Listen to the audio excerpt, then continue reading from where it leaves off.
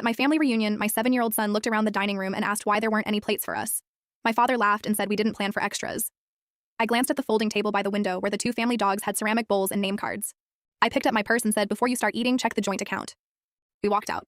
Noah had been excited about this reunion for 3 weeks, made a card for his grandfather by hand, practiced introducing himself to cousins he had never met because we lived 4 hours away, and my family had never once made the drive to us.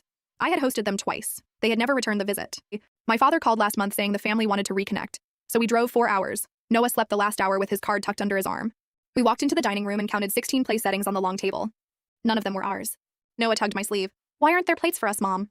My father looked up from the roast and laughed his easy laugh. We didn't plan for extras. You can grab something from the kitchen if you're hungry. Extras. My aunt didn't look up. My brother kept pouring wine. My mother straightened a napkin. 16 people pretending my son wasn't standing there holding a handmade card. I felt Noah's hand go still in mine.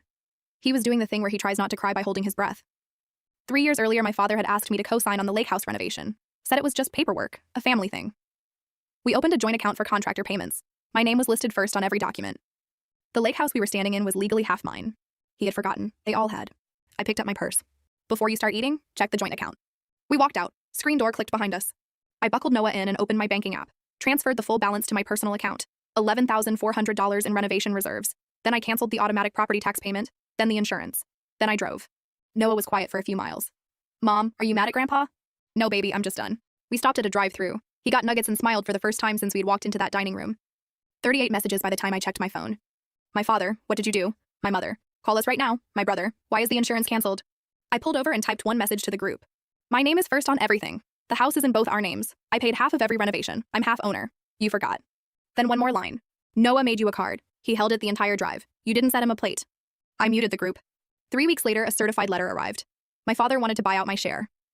The number he offered was an insult. I had the property appraised and sent back the real figure. He paid it. Noah asked if we could do something near a lake that summer. I rented a cabin 2 hours in the opposite direction, just the 2 of us.